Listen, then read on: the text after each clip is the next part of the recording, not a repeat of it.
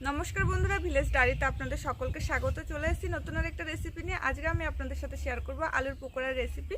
এই আলুর পকোড়াটি কিন্তু খুব তাড়াতাড়ি চটজলদি বানানো যায়, হাতে অল্প সময় থাকলেও কিন্তু আপনারা এই আলুর পকোড়াটা বানিয়ে নিতে পারবেন। তো আমি এই আলুর পকোড়াটা কি করে বানাচ্ছি সেটা জানতে হলে পুরো ভিডিওটা দেখতে হবে। তো প্লিজ আপনাদের কাছে পুরো ভিডিওটা দেখার অনুরোধ রইল। তো চলুন এবার রান্নাটা শুরু করা যাক। তো এখন আমি যাচ্ছি রান্নাঘরে, আপনারাও চলুন আমার সাথে। রান্নাঘরে চলে এসেছি আর এখানে দেখুন আলু নিয়ে নিয়েছি। এবার আলুগুলোর খোসা ছাড়িয়ে নেব।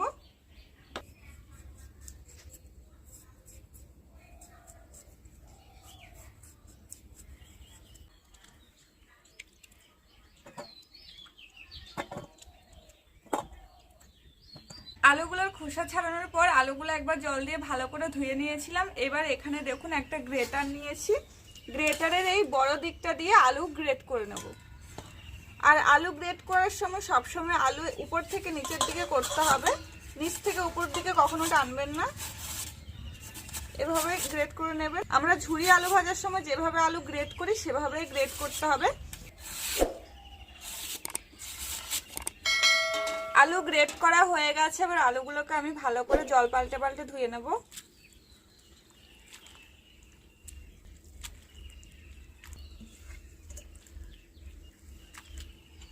আলুগুলো ভালো করে ধুয়ে নিয়ে চলে এসেছি। এবার আমি আলুগুলোকে লবণ দিয়ে 5 মিনিটের জন্য মেখে রাখবো।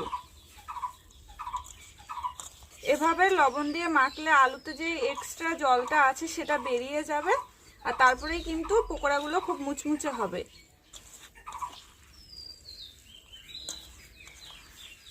এবার আমি 5 মিনিট মতো এটাকে ঢেকে রেখে দেব। এবার পেঁয়াজ আর কাঁচা লঙ্কা কেটে নেব।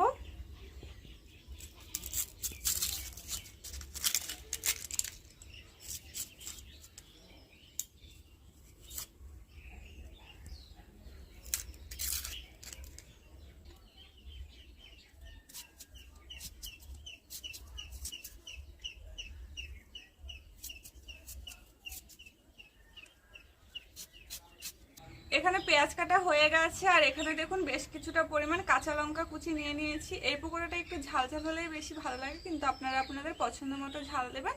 আর এখানে একটা বড় সাইজের লেবুর হাফ লেবু নিয়েছি। আর এদিকে দেখুন আলুর থেকে এক্সট্রা জলটা বেরিয়ে গেছে। এই যে দেখুন কতটা জল বেরিয়েছে। এবার আলুটা ভালো করে চিপে নেব।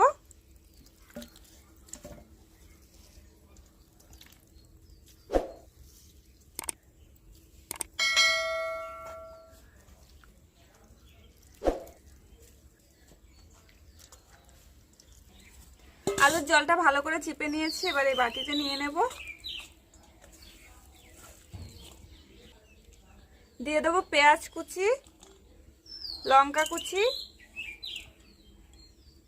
লেবুর রস,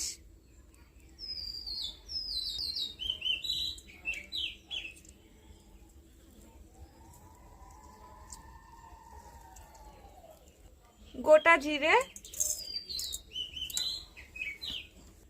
স্বাদ অনুযায়ী লবণ, চালের গুঁড়ো। চালের গুঁড়ো কিন্তু দিতেই হবে, চালের গুঁড়ো না দিলে কিন্তু আলুর পকোড়াটা অতটা মুচমুচে হবে না। বেসন,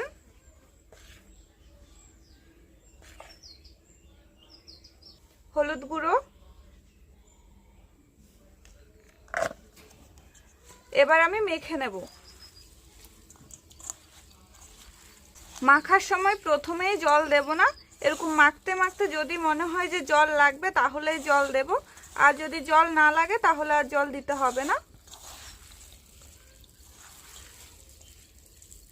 আলুর পকোড়ার ব্যাটারটা ঠিক এরকম হবে। তো আমি কিন্তু এখানে একটু জল ব্যবহার করিনি।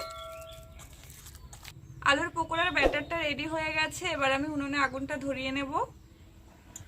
উনুনে আগুন ধরিয়ে নিয়েছি আর কড়াইও গরম হয়ে গেছে। এবার কড়াইয়ে দিয়ে দেবো রিফাইন তেল।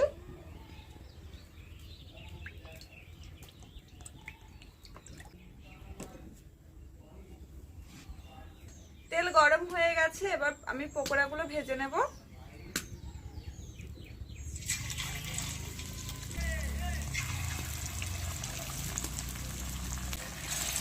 পকোড়াগুলো দেওয়ার সময় উনুনের আঁচটা কমিয়ে দিতে হবে, তো আমি এখন উনুনের আঁচটা তুলে রাখছি।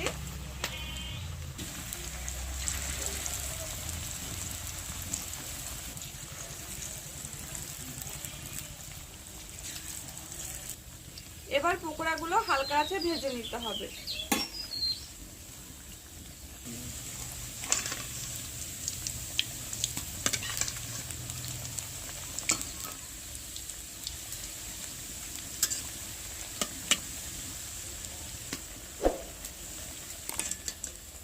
পকোড়াগুলো একদম হালকা আছে এরকম লাল লাল করে ভেজে নিয়েছি। তো এবার তুলে নেব।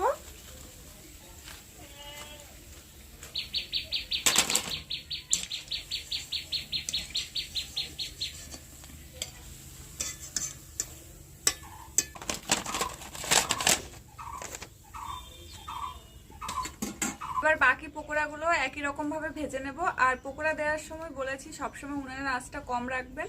তো এবার আমি বাকি পকোড়াগুলো ভেজে নিচ্ছি।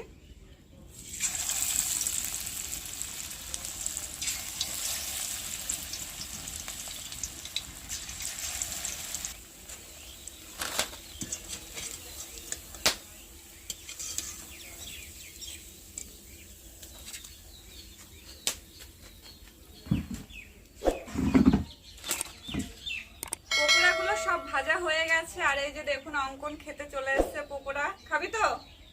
তোকে এখন পকোড়া দিয়ে ও খেয়ে বলুক যে কেমন হয়েছে।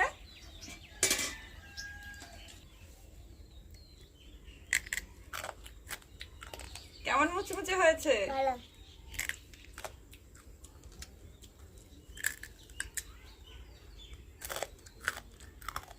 আপনারা এভাবে আলুর পকোড়া বানাবেন। এই আলুর পকোড়া যদি সন্ধ্যাবেলা মুড়ির সাথে থাকে তাহলে তো পুরো সন্ধ্যাবেলার টিফিনটা জমেই যাবে।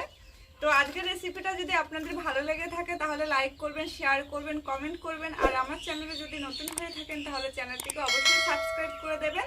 দেখা হচ্ছে নতুন রেসিপি নিয়ে পরের ভিডিওতে। ততক্ষণ পর্যন্ত সবাই ভালো থাকবেন, সুস্থ থাকবেন। ধন্যবাদ।